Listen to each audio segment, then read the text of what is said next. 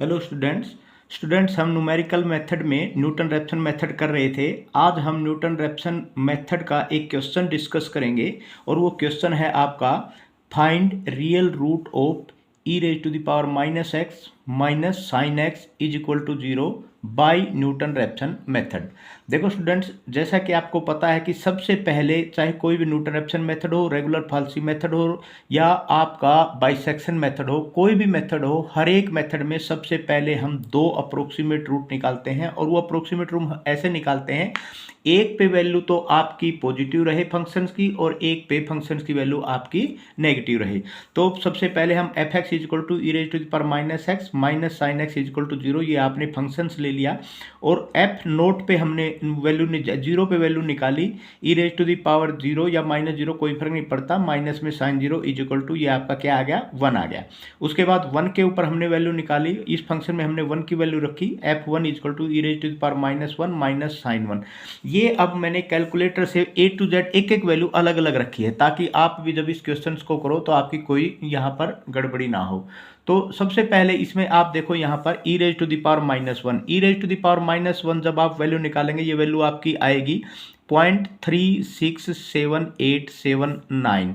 तो ये चीज़ का आपने ध्यान देना स्टूडेंट। एक दूसरी बात मैं आपको बताना चाहूँगा, जब भी आप कैल्सी का यूज करते हैं तो सबसे पहले आपने शिफ्ट प्रेस करके उसके बाद आपने एलन अगर आप प्रेस करोगे तो उसके ऊपर ई की पावर समथिंग है तो वो पहले शिफ्ट प्रेस करो फिर एलन प्रेस करो तो ऑटोमेटिक आपके कैल्सी की स्क्रीन पर ई की पावर आ जाएगा। उसके बाद आप भरोगे माइनस वन भरने के बाद उसमें फिलअप करोगे तो 0.367879 वो वैल्यू दिखाएगा।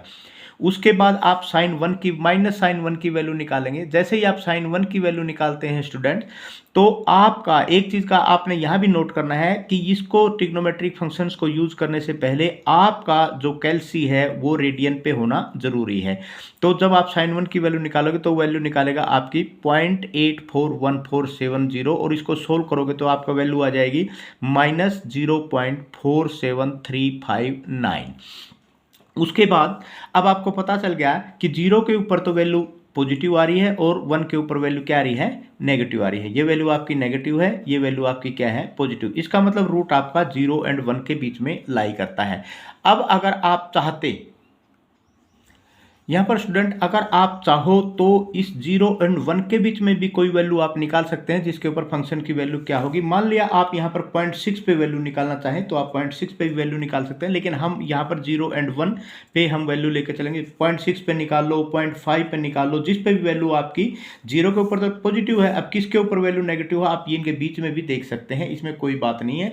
अब यहाँ पर आपको पता चल गया वैल्यू जीरो एंड वन के बीच में आपकी लाई करती है। अब यहाँ से अब आप देखो यहाँ पर हमने देखना है, अब हम सबसे पहले हमें वैल्यू सेलेक्ट करनी है एक्स नोट की वैल्यू क्या होगी। अब हमें इसमें ये चीज़ देखनी है एक्स नोट के ऊपर कि भाई ये जीरो के नज़दीक कौन सी वैल्यू आई है। वैसे तो देखा जाए तो ये वन है, ये लगभग ये 0.5 के लगभग ये नज़दीक है, तो हम जीरो के नज़दीक इसको मान लेते हैं। हम मान लेते हैं x naught is equal to one. आपने एक्स नोट की वैल्यू क्या मान ली, वन। अब सबसे पहले बाय न्यूटन रैप्सन मेथड। अब न्यूटन रैप्सन मेथड का फार्मूला क्या होता है, एक्स आई प्लस में one is equal to x i minus में f x i divide by f dash x i. अच्छा, एफ डैश आपने यहाँ पर निकाल लिया, f dash x is equal to minus e raise to the power minus one और minus में cos x. ये वैल्यू आपने निकाल ली यहाँ पर।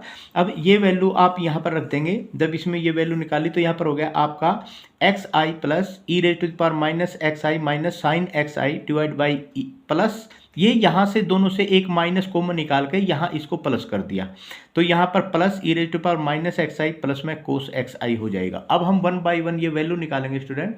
अब यहाँ पर ये वैल्यू आपकी क्या होगी, x naught is equal to, हम सबसे पहले x naught is equal to क्या लेंगे, वन लेंगे। आई की जगह आप क्या ले लेंगे, आई की जगह आप जीरो ले लेंगे तो आपका क्या आ जाएगा, एक्स नोट आ जाएगा। तो एक्स वन निकालेंगे सबसे पहले, x one is equal to x naught plus e raise to the power minus x naught minus sine x naught e raise to the power minus x naught plus cos x naught. अब x naught की value क्या है आपकी, x naught की value है 1, तो यहाँ पर क्या आ जाएगा, इसकी एक्स नोट की वैल्यू 1 आ गई, plus e raise to the power -1 minus sine 1 divide by e raise to the power -1 plus में कोस 1। अब देखो मैंने ए टू जेड वैल्यू आपकी बिल्कुल अलग अलग निकाली हुई है, ताकि आप जब उसमें कैल्सी में आप इसको इंडिविजुअल करोगे ताकि आपसे कोई गड़बड़ ना हो।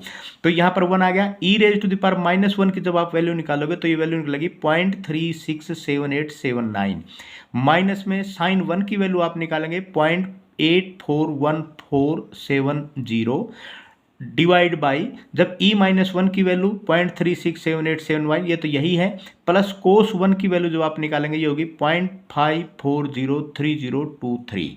तो ये ध्यान रखना आपने ये वैल्यू निकालते वक्त। अब इन ऊपर वालों को, इसकी वैल्यू आ गई -0.473591 और नीचे वाले इनकी वैल्यू आ गई 0.9081817, और टोटल जब इसको सोल्व करोगे स्टूडेंट, ये 1 माइनस में ये इसकी वैल्यू निकालोगे तो ये आ जाएगी 0.521472, और इसमें से जब 1 माइनस में करोगे तो ये वैल्यू आ जाएगी 0.47858। This is your first approximation root.